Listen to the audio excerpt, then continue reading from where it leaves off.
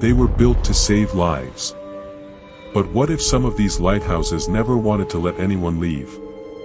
For centuries, towering beacons have stood guard over jagged coastlines, warning ships of danger. But beneath the rotating lights and foghorns lie chilling secrets, lost souls, madness, disappearances, and screams swallowed by the sea. Tonight, we're not just exploring history. We're unlocking the doors to 10 real, bone-chilling lighthouse horror stories, each more disturbing than the last.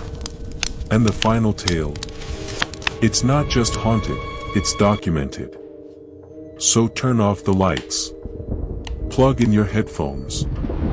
And whatever you do, don't follow the footsteps up the spiral staircase. Because some keepers never left.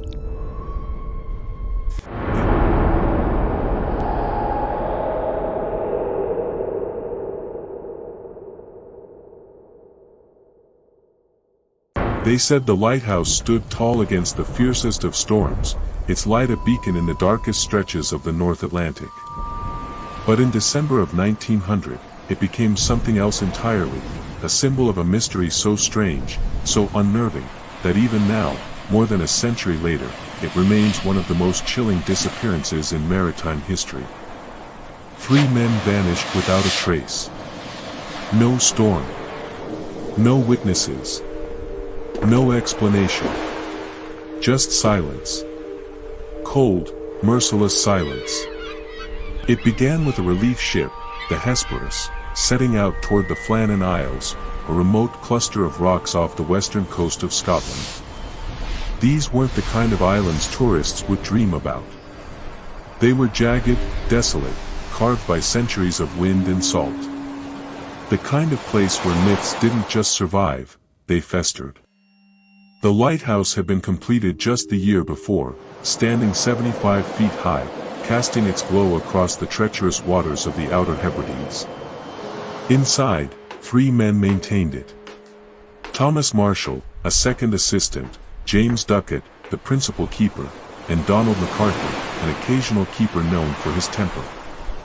All experienced seamen. All familiar with the dangers of isolation and the unforgiving weather. But when the Hesperus arrived on December 26, it didn't see the usual signs of life. There was no one waiting on the dock. No flag raised. No crates waiting to be loaded or replaced. The captain, Joseph Moore, felt unease settle into his gut. Something wasn't right. A small team went ashore. The path to the lighthouse was empty. No footprints in the frost-covered grass. The main gate was closed, but the door to the lighthouse itself was unlocked. Inside, the silence was deafening. Everything was in place. The kitchen table was set for a meal, though the food had rotted. A chair was tipped over. The beds were made. Oilskins, heavy protective coats, were missing for 2 of the men, but the 3rd coat still hung on its peg. The clock had stopped. They searched the entire structure. Up the spiral stairs. Into the lamp room. Down to the basement. But the 3 men, Duckett, Marshall, and MacArthur, were simply gone. There were no signs of a struggle. No blood. No broken glass. Not even a dropped tool.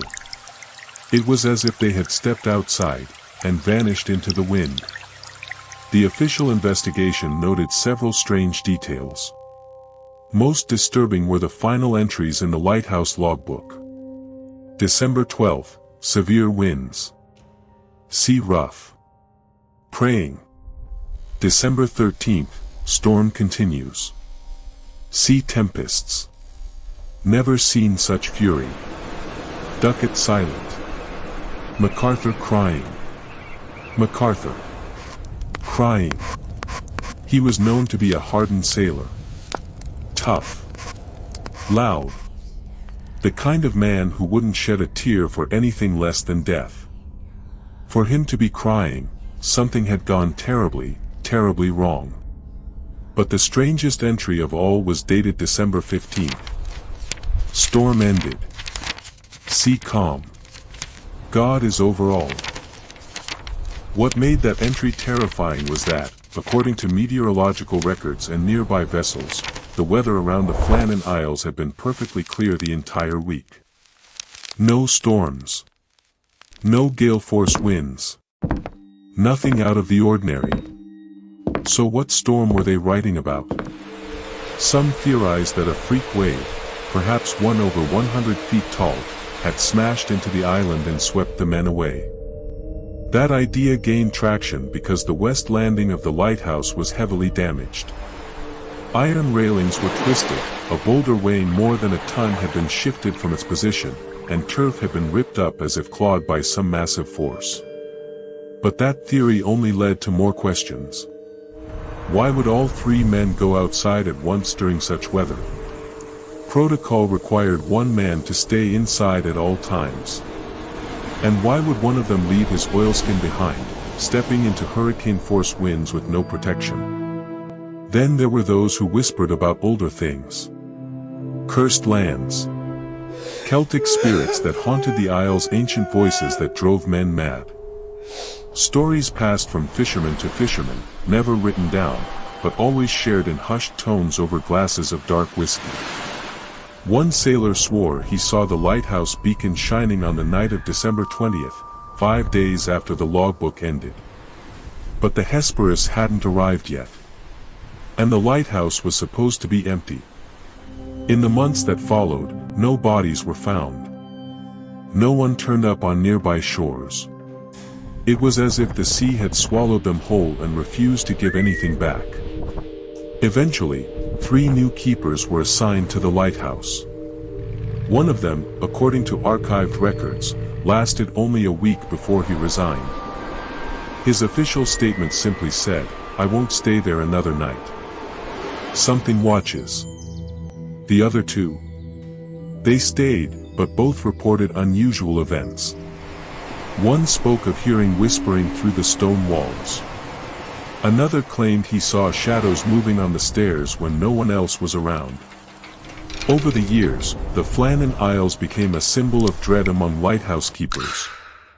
New hires often refused the assignment outright. And those who accepted did so with the understanding that they would not speak of what they saw or heard. One man even reported seeing 3 figures on the cliffs one foggy morning, standing shoulder to shoulder, facing the sea. When he blinked, they were gone. It's been over a century since Duckett, Marshall, and MacArthur vanished. And the mystery remains just as cold and unyielding as the stones of the lighthouse itself. There's no evidence. No witnesses. No storm.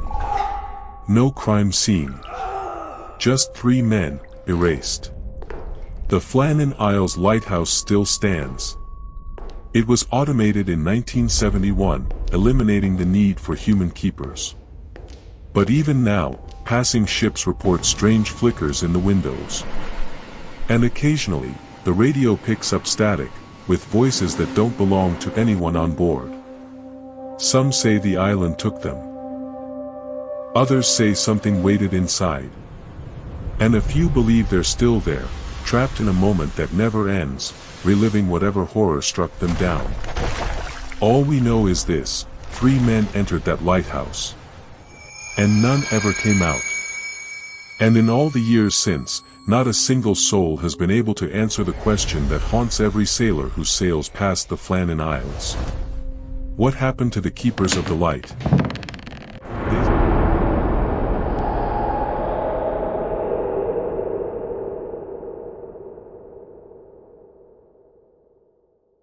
In 1801, off the storm-beaten coast of Wales, 2 men were assigned to man the Smalls lighthouse. It stood isolated in the Irish Sea, 2 wooden cottages perched on stone stilts, like an eerie skeleton jutting from the ocean floor. The lighthouse was meant to guide ships safely through treacherous waters. But that year, it became a prison, a stage, and ultimately, a grave. The 2 men, Thomas Griffith and Thomas Howell, were tasked with a routine rotation. They brought food, fuel, tools, and their own nervous tension. The pair didn't get along. Everyone knew that. Howell was a quiet, brooding type with sharp features and calloused hands. Griffith was the opposite, loud, impulsive, quick to anger. But the job had to be done. 2 men. 8 weeks. No contact with the outside world. Things started out rough. The sea was unusually violent. Wind slammed the wooden beams beneath them. Rain came in sideways. The lantern flame had to be watched constantly to keep it from going out. They took turns sleeping in shifts, barely speaking. But it wasn't until the 3rd week that disaster struck. Griffith, the older of the two, began coughing violently one morning. By evening, his skin had gone pale and clammy. The next day, he collapsed on the floor near the stove, wheezing, choking on his own breath. Howell tried everything, forcing water down his throat, wrapping him in blankets, but nothing worked. By the 4th day, Griffith was dead. And Howell was trapped with the body. Protocol would have allowed Howell to dispose of the corpse by burial at sea. It was common in remote postings. But Howell was terrified. Terrified not only of the body but of the consequences. He worried the authorities would accuse him of murder. After all, the two had a known feud. He feared for his freedom, for his life, for his soul. So instead of releasing the body, he built a coffin, hammering together spare wood planks from storage. He wrapped Griffith's body and placed it inside. But the small wooden cottage they shared was too confined, the smell too strong. So he dragged the coffin outside and tethered it to the railings. The winds only got worse. Night after night, the sea battered the small platform. Lightning lit the waves. And one night, as Howell tried to sleep, he heard something slam against the lighthouse wall. He opened the window. The coffin had broken open. Griffith's corpse had partially spilled out, his right arm dangling free, caught in the rigging. The waves rocked the body back and forth, causing the hand to knock rhythmically against the glass. Over and over. Like a signal. Like a warning. Howell screamed. "Let me out!" He tried to drag the coffin back in, but the wind nearly tore it from his grip.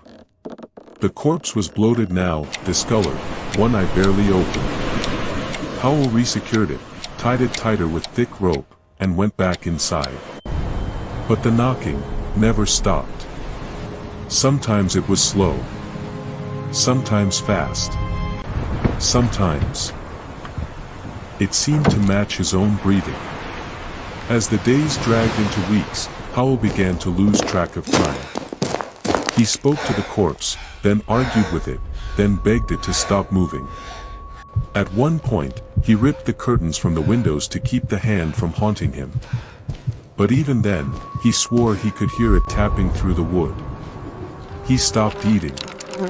He stopped cleaning. The light grew dim, its fuel dwindling, and Howell didn't care. He slept curled up on the floor, a hammer clutched in his hand, muttering to himself. The wind outside howled, but the sound he focused on was the same. Thump. Thump. Thump. The storm lasted longer than usual. Resupply ships couldn't get through. The men were supposed to be there 8 weeks. Howell lasted 10. When the next team finally arrived, they found a man they barely recognized. Howell was gaunt, filthy, trembling. He had to be carried off the lighthouse. He spoke in half-sentences. He didn't respond to his name. His eyes darted constantly, toward the water, toward the railings, toward things only he could see. The rescuers found Griffith's remains still lashed to the platform. His face had been mutilated by salt and gulls. His hand, though rotted, was still tied near the window, palm facing outward, as if reaching back inside. After Howell returned to land, he was never the same again. He refused to speak of what happened, not even to his family. He took to long walks at night, circling the same lamp post near his home, watching it flicker. Once, a neighbor swore he saw Howell whispering to a wooden box in his backyard. He died 5 years later. Alone. Unmarried. Buried in an unmarked grave. The incident caused an uproar in the British Lighthouse service. They quickly changed regulations, no more two-man teams.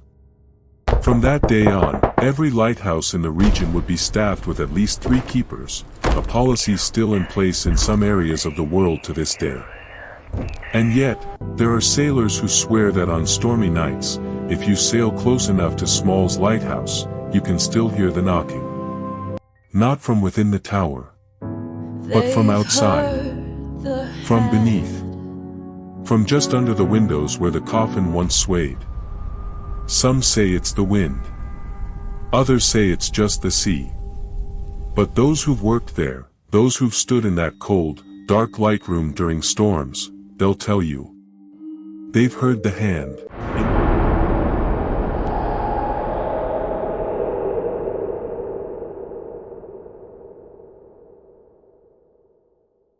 The sea that surrounded Penfield Reef was cold, unpredictable, and merciless. Built in 1874, the Penfield Reef Lighthouse stood alone like a stubborn sentinel a mile off the coast of Fairfield, Connecticut. It wasn't just the brutal Atlantic winds or the jagged rocks beneath the waves that made the place feel dangerous, it was something else. Something older. Something that lingered. In December of 1916, head keeper Frederick A. Jordan had been stationed at Penfield Reef for several years. A seasoned man in his 50s, Jordan was respected by his crew and known for his meticulous attention to duty. He understood the rhythms of the sea, and he respected its power. But even he couldn't have predicted how quickly the ocean could turn from calm to deadly. It was just before Christmas, and Jordan had to make a trip ashore to pick up supplies. The weather looked passable, though a storm was rumored to be heading down the coast. Ignoring the whispers of incoming squalls, Jordan stepped into a small rowboat and began the slow journey toward shore, his assistant keeper watching nervously from the lantern room above.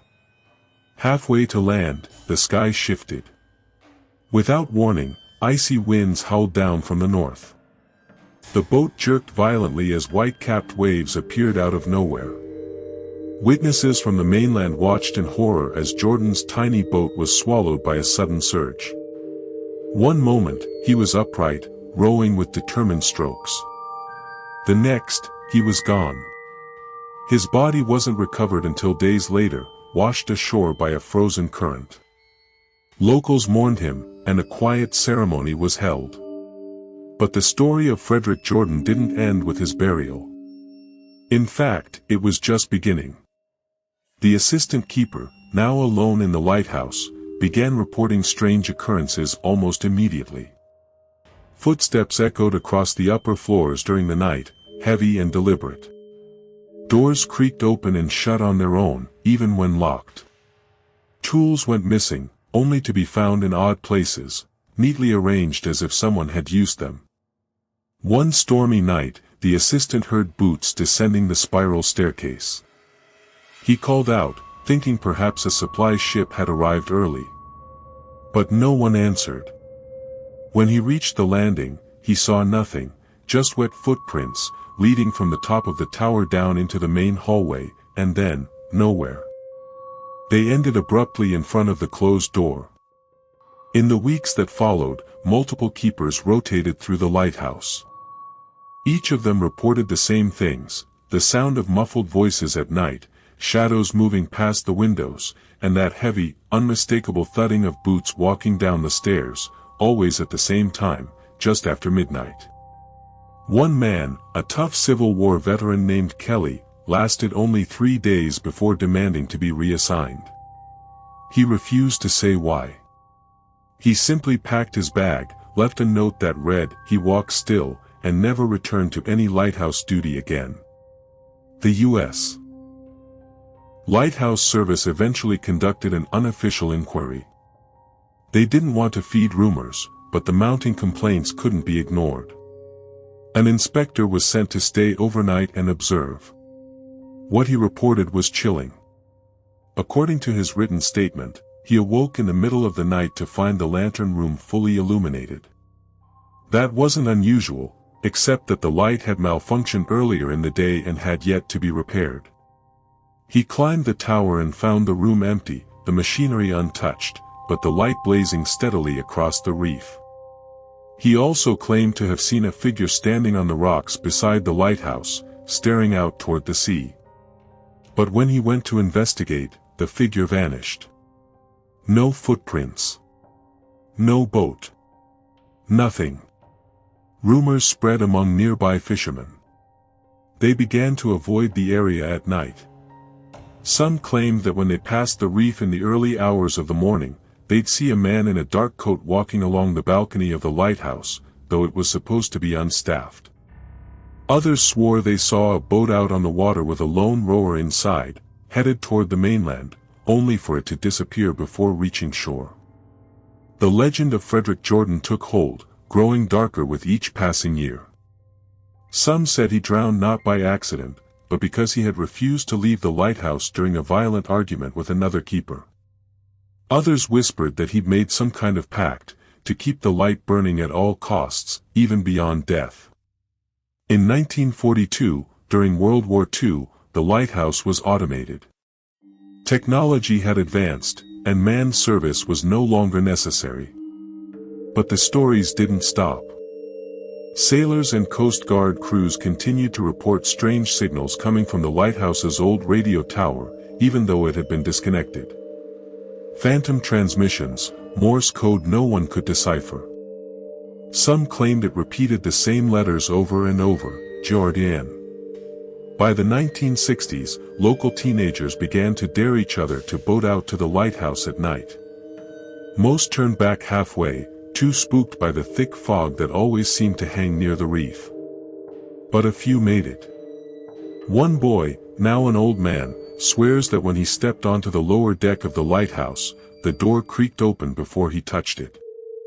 Inside, the air was ice cold, and something, he couldn't say what, seemed to be watching him.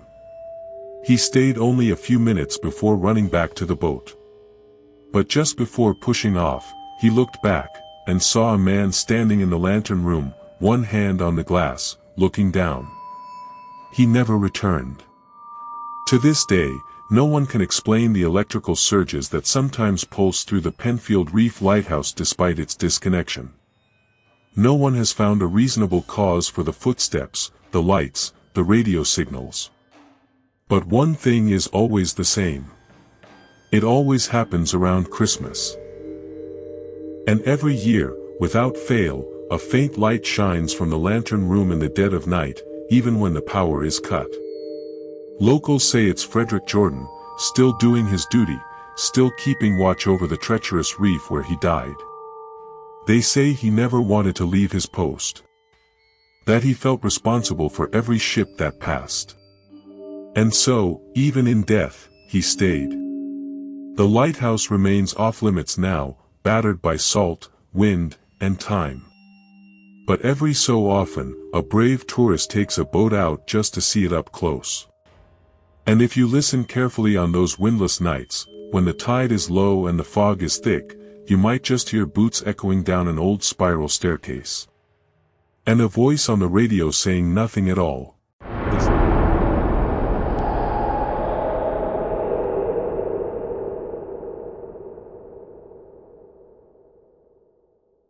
The lighthouse on Wood Island, just off the coast of Biddeford, Maine, is a lonely figure, perched at the edge of civilization, surrounded by crashing waves and chilling fog that rolls in like a slow, silent predator.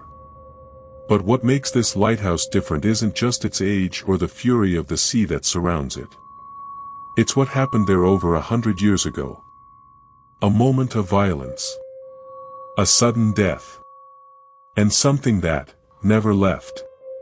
It was 1896 when the murder occurred, but locals still speak about it like it happened yesterday. Wood Island was once home to more than just lighthouse keepers. it also housed a few fishermen and drifters who made a life out of the brutal Atlantic. Among them was a man named Howard Hobbs, a fisherman by trade and a drinker by nature. Hobbs was rough, unpredictable, and increasingly unstable. He lived in a small shack near the edge of the island, not far from the lighthouse. His closest neighbor was a local deputy named Fred Milliken, a well-liked man who was known for trying to keep peace among the rough crowd that lived on the edges of society. One night, Hobbs had been drinking heavily, more than usual. No one knows what exactly triggered it, maybe a fight, maybe paranoia, but he showed up at Milliken's door, armed and wild-eyed. They argued. Shouting turned to threats. And then, a gunshot. Deputy Milliken collapsed, blood soaking into the wooden floor. Hobbs, realizing what he'd done, fled into the night, eventually turning the gun on himself. 2 dead men. One, a murderer. The other, an innocent victim. But only one of them has ever been seen again. The lighthouse keepers who lived at Wood Island after that night began reporting strange activity almost immediately. Doors that wouldn't stay shut. Shadows that moved across the hall even when no one was inside. A low whispering voice that seemed to travel through the stone walls. But the most terrifying part. The footsteps. They always came at the same time, just after midnight. Heavy, slow, deliberate. They echoed through the halls and up the tower stairs, growing louder, and then stopping just outside the keeper's bedroom. When they finally opened the door, no one would be there. But sometimes, the room would feel colder. And once, a mirror had fogged over with no explanation. Then there was the door. The main entrance to the lighthouse had a strong bolt lock. Yet multiple keepers reported waking to find it wide open, swinging gently in the sea wind. Nothing stolen. No footprints. Just, open. One man, Keeper Walter Moreland, wrote in his journal in 1912, "The door was open again. I was certain I had locked it. Heard someone climbing the stairs at midnight. Went to check, no one there. I've started keeping the lantern lit even when off duty. I don't feel alone here." In the decades that followed, stories only grew. Some keepers lasted months. Others left after only days. One man reportedly rowed back to shore in the dead of night, refusing to ever speak about what happened. His only words, "He's still bleeding." In the 1930s, a Coast Guard officer was stationed at the lighthouse as part of his regular rotation. He'd heard the stories but dismissed them as drunken sailor myths. That changed after his first week on the island. He woke up to find his boots, always placed neatly by the bed, soaking wet and sitting at the top of the stairs. He hadn't worn them the night before. They hadn't been outside. And yet, seaweed clung to the soles. Determined to disprove the legend, he set up a small trap near the main hallway, an old tin can and string setup, the kind used to catch rats. That night, the can clattered to the floor just after midnight. When he rushed out with a lantern, he found the string torn, and faint wet footprints leading down the hall, only visible for a few steps before vanishing into dry stone. Years later, a visiting electrician reported hearing someone crying in the cellar. Thinking someone was hurt, he went down with a flashlight. What he found was an empty room, except for a dark red smear on the wall and a deep indentation on the ground, as if someone had been sitting there for hours. The smear was gone the next day. But the man left that evening, never returning to finish the job. Modern-day paranormal investigators have made several trips to Wood Island.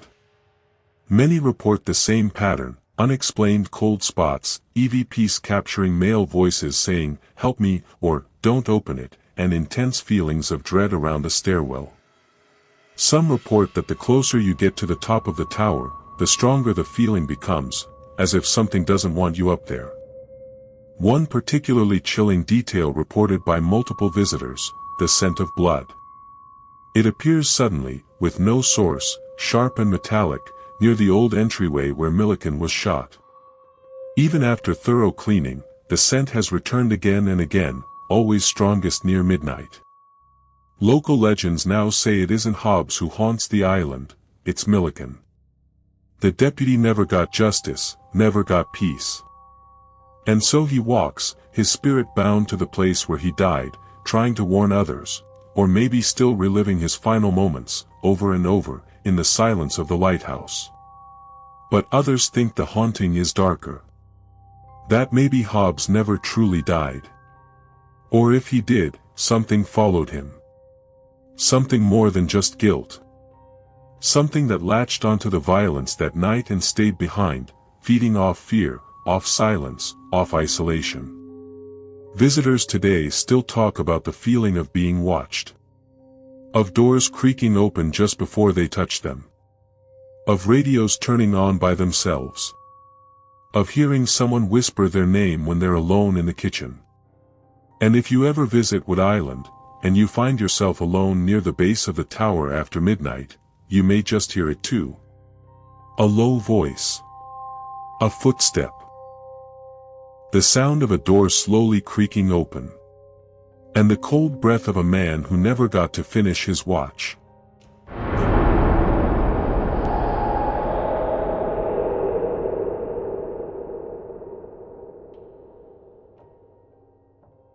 There's something unshakably eerie about Seguin Island. Located off the coast of Maine, surrounded by cold Atlantic waters and a permanent shroud of fog, the island is home to one of the oldest and most isolated lighthouses in the region. Built in 1795, it has endured centuries of storms, shipwrecks, and silence. But the silence didn't last forever. The legend of Seguin Island isn't just about isolation. It's about madness. And a piano that wouldn't stop playing. It began in the late 1800s, when a new lighthouse keeper arrived with his young wife. The winters on Seguin were brutal, and there was no contact with the mainland once the ice closed in. Supplies were limited. Isolation was suffocating. There was nothing but the wind, the waves, and the walls of the lighthouse. The wife, desperate for something to occupy her mind, asked her husband for a piano. It arrived months later, hauled ashore and up the hill with great effort. It was an old upright, barely tuned, but she didn't care. It was her only companion aside from the sea. But there was one problem. She only had one sheet of music. A single song. At first, it was a comfort. The melody drifted across the island, giving life to the endless silence. But over time, the notes became a warning. Repetitive. Hollow. The same tune, over and over, for months. There were no new songs. No new notes. Just that one piece, played until the keys wore down and the sound became maddening.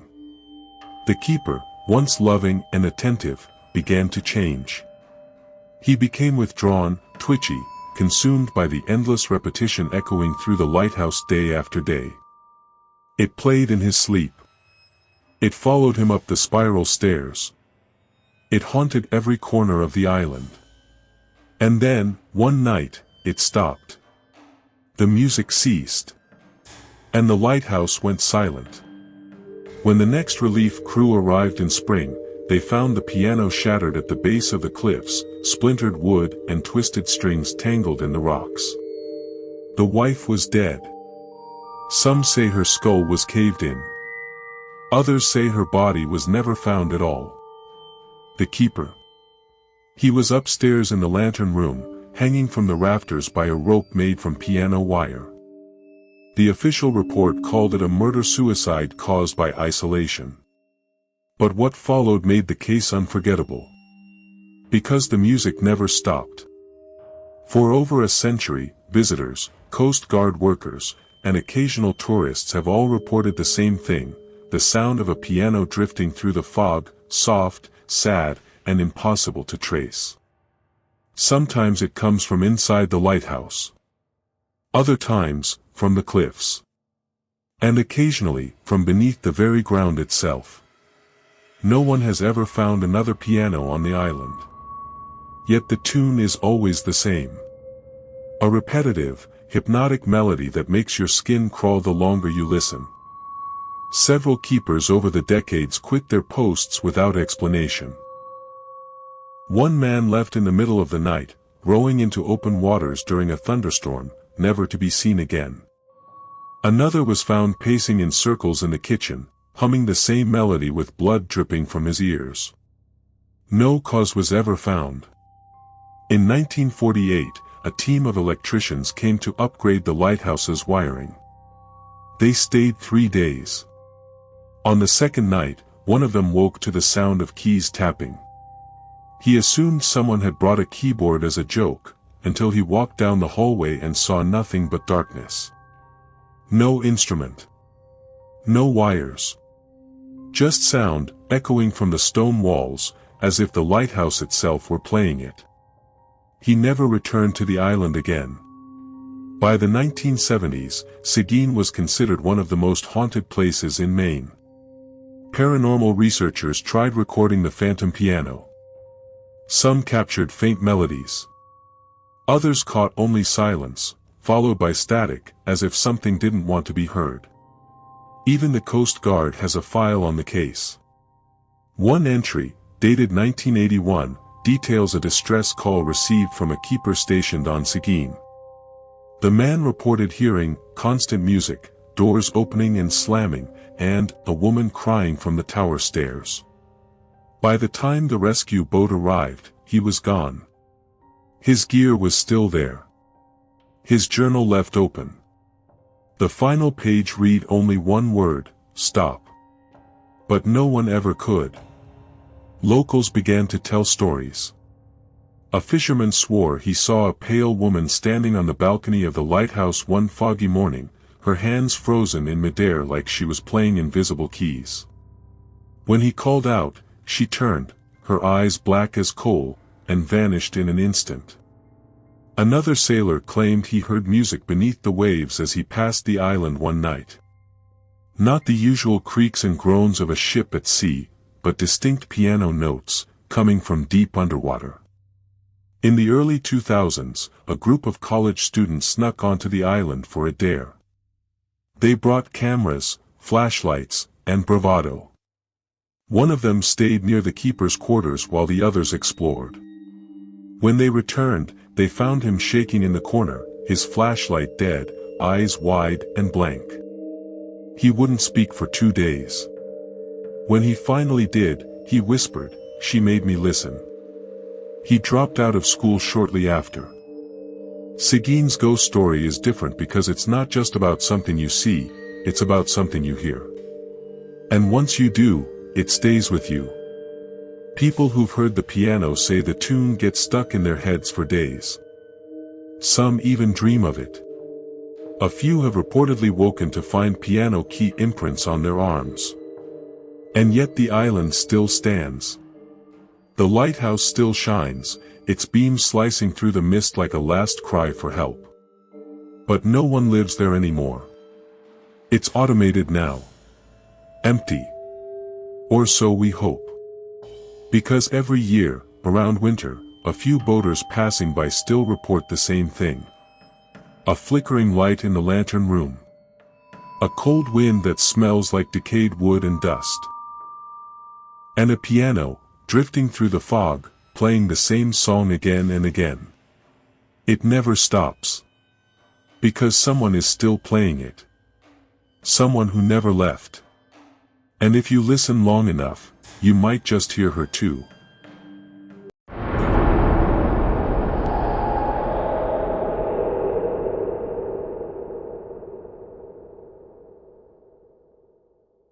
The wind off the Pacific crashes against the rocky shoreline of Crescent City, California, with a rage that seems almost personal. Towering over that chaos, just beyond the tides, stands Battery Point Lighthouse. At low tide, you can walk to it on foot across a narrow path. But once the sea rises, the lighthouse becomes an island, a world cut off from everything else. Alone. And sometimes, not alone at all. Battery Point is old, built in 1856, and over its lifetime, it has weathered earthquakes, tsunamis, and storms so fierce they've shattered windows and ripped doors from their hinges. But it's not nature that scares people off now. It's the feeling that something else is inside. Watching. The hauntings began with whispers, literally. Guests and volunteers who stayed overnight described the same thing, faint voices, low and murmuring, as if just behind them. The sounds usually start just before 3 a.m., when the sea is high and the land bridge disappears. And then come the footsteps. The upper floor of the lighthouse is wooden, and when someone walks across it, the sound echoes through the whole tower. Keepers reported hearing heavy boots at night, crossing the floor above them, pausing, then walking again. But when they climbed the stairs to check, no one was ever there. The oddest part? Sometimes, there were more than one set of footsteps. As if someone, or something, wasn't alone. That theory started gaining weight when tourists began reporting strange encounters. In one case, a family touring the lighthouse in the 1990s claimed their daughter started talking to someone they couldn't see. She stood in a hallway, giggling, pointing into an empty corner. She says his name is Thomas, the mother later told a docent. He's not mean, just lonely. No one named Thomas was ever documented living there. But that didn't stop more children from mentioning him. And he wasn't alone. Battery Point earned its nickname, Phantom Trio, because it said the lighthouse is haunted not by one ghost, but three. The first is believed to be a former keeper, a tall man with a thick beard and heavy black boots. He's been seen looking out the top lantern room, even when the place was completely locked. A visitor snapped a photo once and caught what looked like a blurry figure behind the glass, long coat, hat, and a hand pressed to the window. The second spirit is the child, small, fast, playful. Tourists feel their hands tugged or hear faint laughter echoing in empty rooms. One man claimed he saw tiny wet footprints trailing down the hallway when no one had been outside in the rain. The third spirit is different. People don't like to talk about the third one. Because the third doesn't seem friendly. In 2008, a local history student was doing an overnight stay for research. He set up audio recorders and a video camera in the stairwell. Around 2:45 a.m., the footage caught something strange. Static, followed by a loud thump, and the sound of something dragging across the floor. When the team reviewed the tape, they heard a voice, not like the others. Deep. Raspy. It whispered, "Don't come back." The student never did.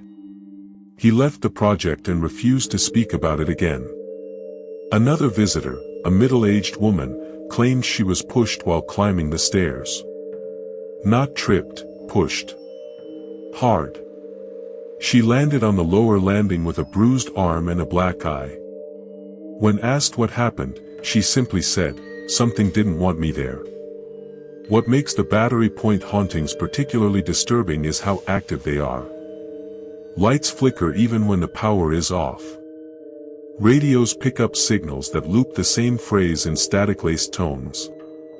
One ranger swears she heard the foghorn go off when no fog was present, and the system had been deactivated for years.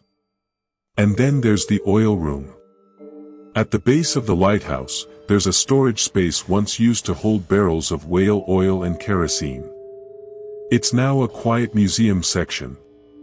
But multiple visitors have reported feeling violently ill upon entering. Nausea. Dizziness. Cold sweats. One man even fainted inside. There was nothing medically wrong with him. He claimed he saw a shadow standing in the corner, unmoving, just watching him. The lighthouse docents avoid the room when they can. They say the child's spirit seems harmless, even playful. The keeper's ghost is quiet, perhaps still tending to his lifelong duties. But the third? No one knows who, or what, it is. Paranormal investigators have tried to contact the spirits. Some report hearing names, Thomas, Captain, and Get Out. But one group, using thermal cameras, captured what looked like three figures standing at the top of the stairs. One tall. One small. One, unnaturally thin and bent, like it wasn't standing upright. Another group using an EMF meter found that the signal would spike any time they spoke the word accident. No records show any accident or death in the lighthouse's early history, but documents were lost in the 1964 tsunami that wiped out much of the city. Some believe one of the ghosts may be someone who died in that disaster. The tsunami hit Crescent City without warning, triggered by a massive earthquake in Alaska. Over a dozen people died, and the lighthouse, miraculously, stood firm. But it was cut off for days. No one knows exactly what happened inside during that time. In the weeks following the disaster, the first modern ghost sightings began. Whatever happened inside Battery Point that night, it changed something. Opened a door. Let something in. Visitors today still report strange sensations when standing in the main hallway. The feeling of being surrounded. Of someone brushing past them. Of being watched from the top of the stairs. And always, the sound of footsteps. Sometimes just one. Sometimes three. Walking above you when no one is there.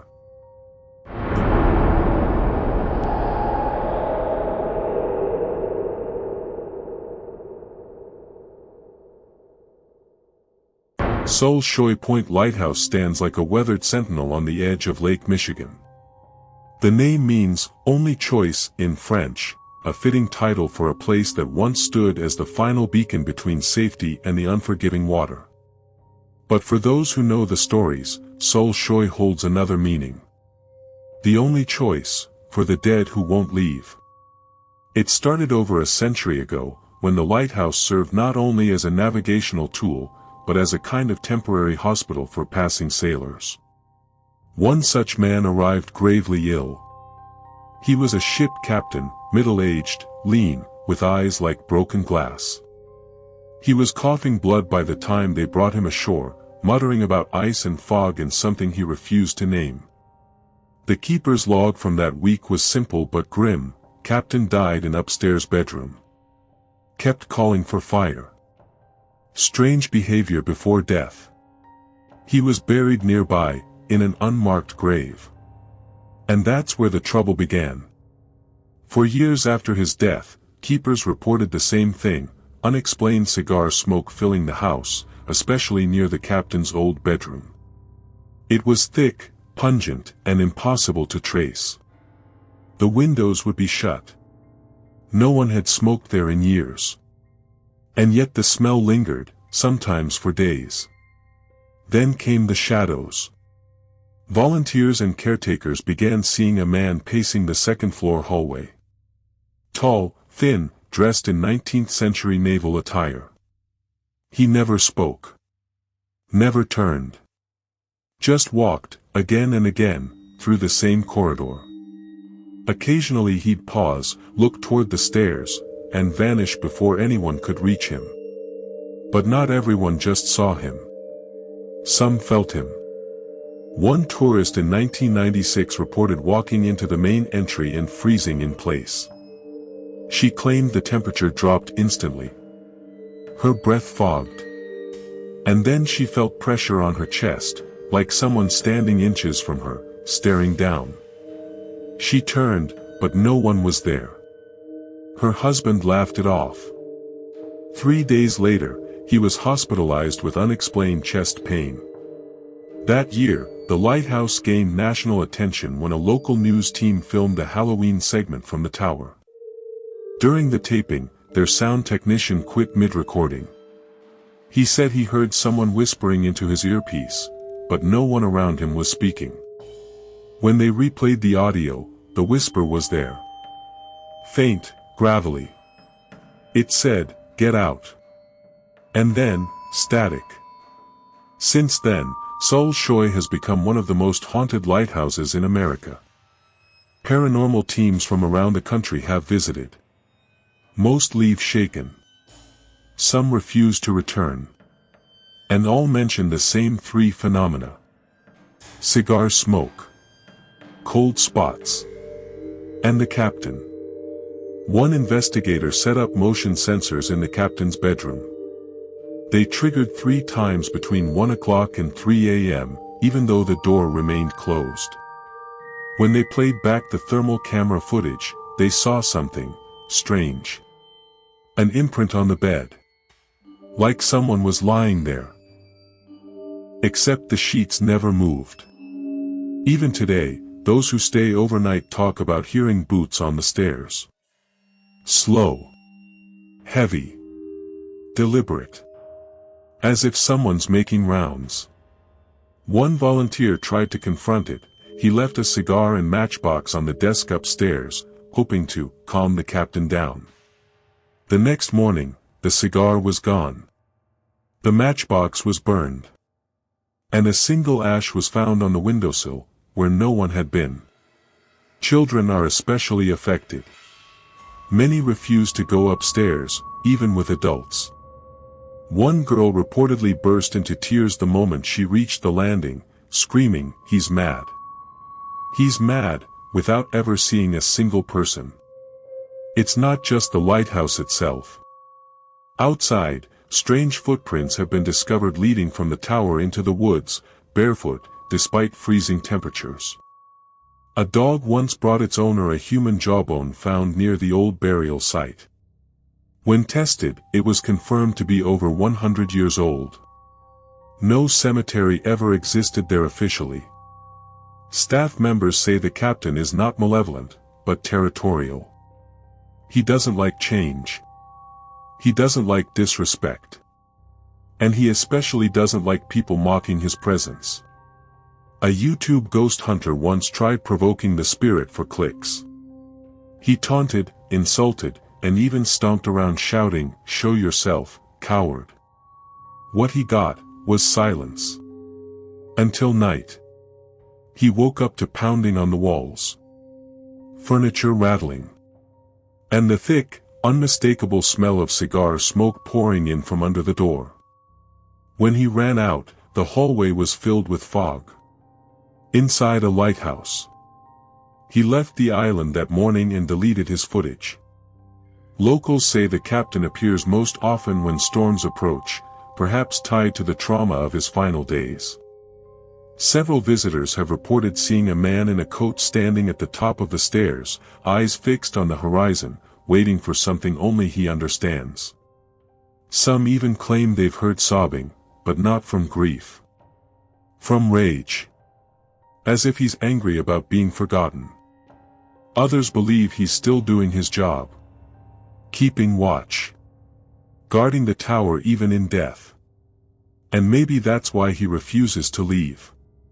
One final story often told is that of a woman who stayed overnight during the off-season. She brought her camera, a journal, and a half bottle of scotch. She didn't believe in ghosts. She wrote sarcastically in her notes, "Going to meet the ghost captain tonight. I'll offer him a drink." That entry was dated April 2nd. Her final entry was April 3rd.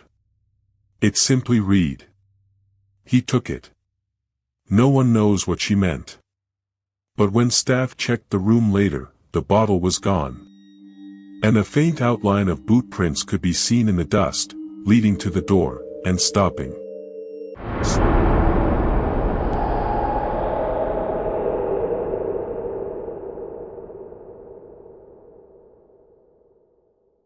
In the heart of modern-day Toronto, where glittering glass towers overlook Lake Ontario, stands a lonely stone structure forgotten by time, Gibraltar Point Lighthouse. Built in 1808, it's the oldest surviving lighthouse on the Great Lakes, older than Canada itself. But beneath its age and weathered beauty lies a violent secret. A secret sealed in blood. Johann Paul Radelmuller was the lighthouse's first keeper. A quiet German immigrant, he lived alone in a stone tower with little more than books, tools, and a few bottles of homemade beer. Sailors would often visit him for drinks, and he became known as a kind host, until one night in 1815, when two soldiers arrived. They never found his body, at least not then. Just a blood-stained floor, shattered glass, and a trail of something dark leading out the back door. Radelmuller had vanished without a trace. Locals say he never left. The story might have ended there, written off as a mystery lost to history, if not for what followed. In the decades after the keeper's disappearance, strange reports began to surface. Visitors claimed to hear moaning inside the tower. Others saw flickering lights late at night, long after the lighthouse was decommissioned. More than one person described a cold hand brushing against theirs on the spiral staircase, only to find themselves completely alone. And then came the digging. In the 1890s, a group of workers doing repairs unearthed something behind the lighthouse, a partial skeleton. The bones were badly decomposed, but the jawbone was intact, with broken teeth and signs of blunt force trauma. It was Radelmuller. Or what was left of him. Historians confirmed the position matched witness accounts from a century earlier. He had likely been murdered by the two soldiers after a drunken fight, his body dismembered and hidden near the sand dunes behind the lighthouse. But if finding his bones brought him peace, no one told the ghost. Over the years, the sightings intensified. One caretaker in the 1940s reported hearing knocking from inside the lighthouse at 2 a.m. sharp every night. He thought it was vandals until he stayed inside one stormy evening and heard the knocks echoing from within the walls, hollow, steady, rhythmic. 3 knocks. Silence. 3 more. He left his post 3 days later, refusing to speak about it. Another witness was a group of college students filming a documentary in the 1970s. They stayed overnight, recording audio and video. Around midnight, one of them began to act strange, walking in circles, muttering in German, though he didn't speak the language. He later said he didn't remember any of it.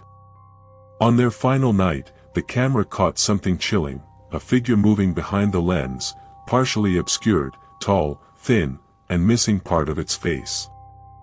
There was no one else in the building. Even skeptics began to take notice.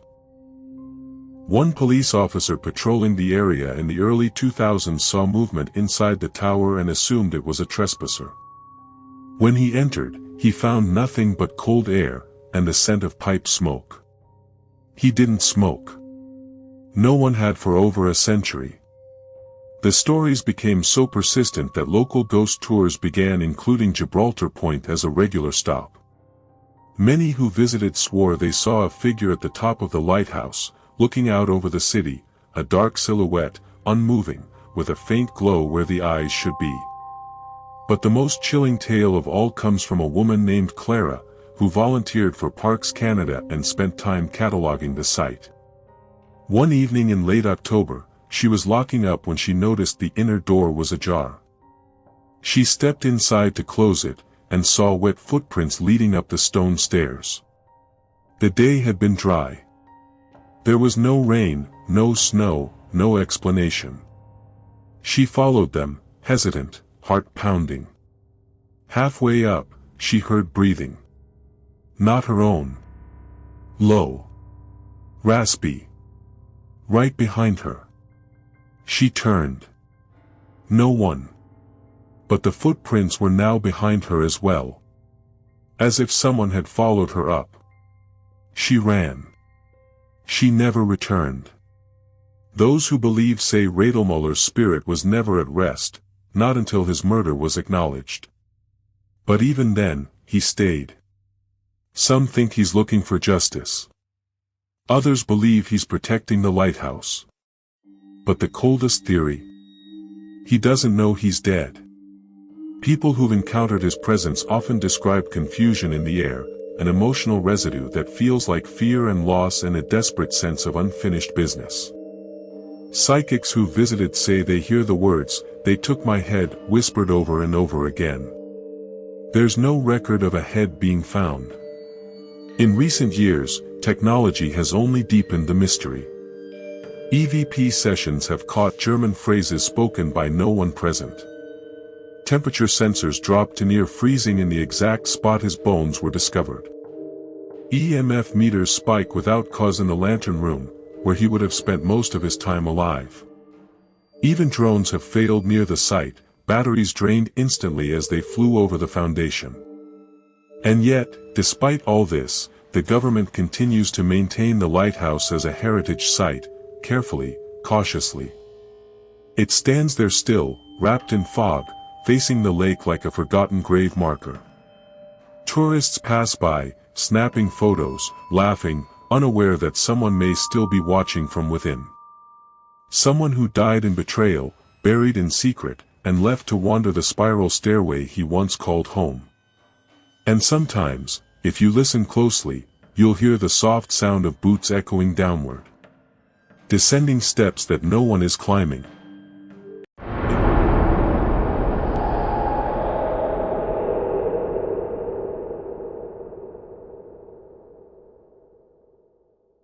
Tevennec Lighthouse stands alone in the storm-racked sea off the coast of Brittany, France, a jagged islet surrounded by black waves and bone-crushing rocks.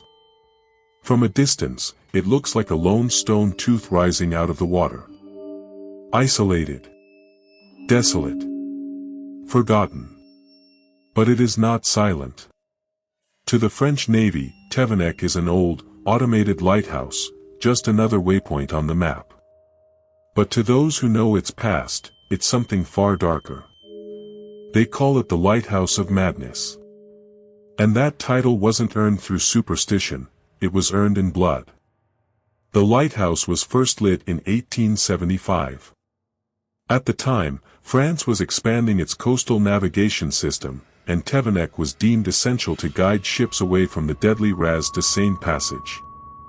But engineers made a critical decision. They built the lighthouse as a livable station, manned by a full-time keeper. What they didn't expect was how quickly those keepers would fall apart. The first man stationed there, Henri Lano, was a seasoned sailor, quiet and strong. Within 3 months, he was begging to be reassigned. He claimed he heard voices in the rocks. Screaming. Whispering. Calling his name through the fog. He was transferred. They thought he was exaggerating. The second keeper lasted only 45 days. And the third? He was found pacing in circles, talking to walls, eyes wide with terror. He refused to speak after being rescued, and died 2 weeks later in a sanatorium. Over the next 30 years, 23 different keepers rotated through Tevennec. Most lasted less than a few months. Some left in silence. Others left raving, their sanity shredded by something no one could explain. One man slit his own wrists in the kitchen and used his blood to scrawl a message across the wall. They live in the walls. I can't sleep. Another was reportedly found holding a Bible, rocking back and forth, repeating the same words in Breton, not alone, not alone, not alone. The French government tried everything, doubling the salary, assigning married couples, even installing 2 keepers at once. Nothing worked. One married couple attempted to stay for a full year. The husband disappeared during a storm, never seen again. The wife was rescued weeks later, dehydrated and delirious. She had barricaded herself in the pantry, clutching a carving knife and refusing to come out. She never spoke again. Eventually, Tevennec was deemed too dangerous for humans. In 1910, the lighthouse was fully automated, becoming one of the first to function without a resident keeper. Officially, they cited harsh conditions and psychological strain. Unofficially, they were terrified of what the place did to people. But the voices didn't stop. Fishermen passing the island claim they hear chanting carried on the wind, low, rhythmic, sometimes in languages no one can identify. More than one sailor swears they've seen shadows walking inside the glass lantern chamber, long after the place was shut down. One trawler captain reported seeing lights flicker in a Morse code sequence, even though the system was no longer wired. When translated, the message simply read, "Come back." Some believe the island is cursed, an ancient burial site perhaps, or the resting place of shipwrecked souls. Local legends tell of monks who tried to establish a hermitage there centuries before the lighthouse and were driven mad by the sea. Others believe the rocks themselves hold something unnatural. The constant pounding of the waves, the isolation, the wind howling like voices, it's enough to erode a man's mind. But there's more. In 1995, a French documentary crew received special permission to land on Tevennec for a 48-hour shoot. They brought food, water, generators, and 2 boats. Within the first night, 1 crew member vanished. They searched the entire island, it's barely 300 meters wide. No cliffs to fall from. No caves to hide in. He was simply gone. They left early. His body was never recovered. To this day, Tevennec remains one of the most mysterious sites in European maritime history. Paranormal researchers have pleaded for access, but few are granted. One drone team tried to fly over the island in 2018, every single drone lost power mid-flight and crashed into the sea. Battery tests showed nothing wrong. And then, there's the voice recordings. In 2022, an audio team placed high-sensitivity recorders on a nearby buoy, hoping to capture ambient wave and wind sounds. What they caught instead sent chills down the spines of hardened scientists. Between 2 o'clock and 3 a.m., the recorders picked up a human voice. Male.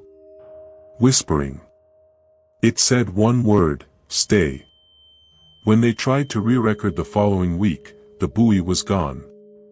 Torn from its moorings. Never found.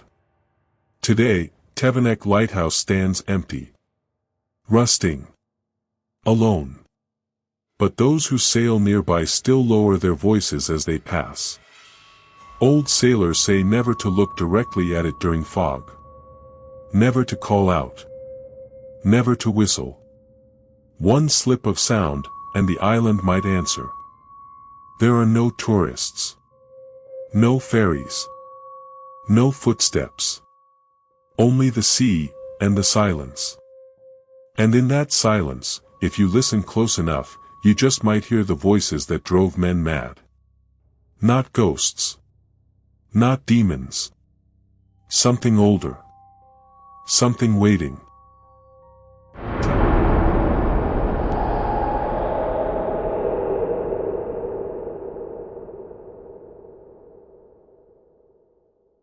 In the heart of America's oldest city, St. Augustine, Florida, stands a towering black and white striped sentinel, the St. Augustine Lighthouse. To tourists, it's a photo op. To historians, it's a preserved relic of the nation's past. But to those who've walked its spiral stairs at night, it's something else entirely. They say the tower is haunted. Not by shadows or by whispers, but by the laughter of little girls. The story begins in 1871, when the U.S. government commissioned the construction of a new lighthouse. The job was massive, requiring laborers, engineers, and supplies to be hauled daily across treacherous terrain. One of the project's main overseers was Hezekiah Pittee, a man responsible for ensuring smooth operations on site. Pittee brought his entire family with him to Florida, including his wife and several young children. Among them were his daughters, Eliza, Mary, and Carrie, all under the age of 12. They weren't just visitors to the construction site. They lived there, played there. Their favorite pastime was riding a small supply cart down the tracks that led from the worksite to the water. It was a dangerous game, but to the children, it was just fun. Until one summer afternoon in 1873, when everything changed. The cart, filled with coquina stones, was being used by the children as a makeshift roller coaster. That day, the cart was heavier than usual. As the three girls and a family friend climbed aboard, the brakes failed. The cart hurtled down the slope, gaining speed, rattling toward the water.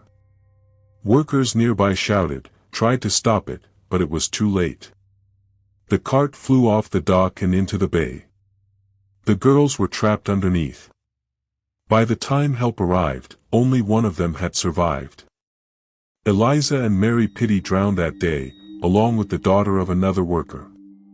The lighthouse, once a symbol of safety and guidance, was now cursed with the memory of small lives lost too soon. But their story didn't end there. Almost immediately after the accident, workers began to report strange occurrences.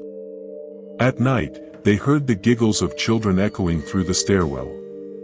Tools would vanish from one room and reappear in another.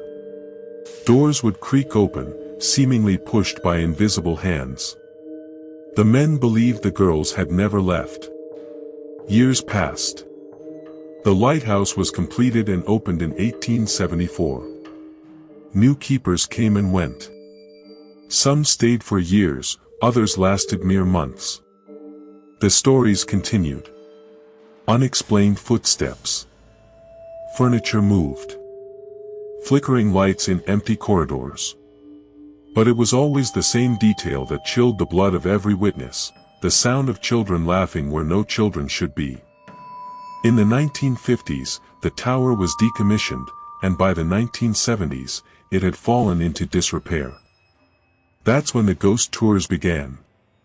And that's when the hauntings intensified.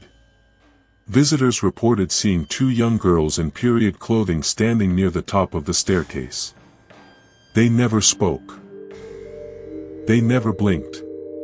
One witness said she saw a girl with wet hair and a soaked dress standing by the lantern room, staring out toward the sea. When she turned to call her husband, the girl vanished. One night, a group of teenage volunteers cleaning the museum area heard a ball bouncing in the hallway. Curious, they followed the sound, but found nothing. When they returned to the room, a small doll had been placed on the center table. None of them had brought it. Another time, a tour guide named Anna locked up after closing and headed downstairs. Suddenly, she felt a tug on her skirt. Thinking a guest had stayed behind, she turned, but the hallway was empty. As she began walking again, she heard small footsteps trailing behind her. She never finished her shift. She quit the next morning. One of the most terrifying encounters came in 2006 when the TV show Ghost Hunters featured the lighthouse in a full episode. During filming, multiple crew members experienced disembodied voices, cold spots, and equipment failures. One camera recorded a full-body apparition at the top of the stairs, a girl in a blue dress who appeared to lean over the railing, smile, and vanish. The footage went viral. Since then, dozens of paranormal teams have visited the site. Every one of them has recorded something: EVP sessions capturing giggles, thermal cameras showing child-sized heat signatures, and motion sensors being triggered by unseen presences. One researcher, using a spirit box, asked a simple question: "Do you remember the accident?" The static crackled, then a tiny voice responded, "We were playing." The lighthouse now serves as a museum, meticulously preserved and maintained. Staff members have learned to accept the unusual activity.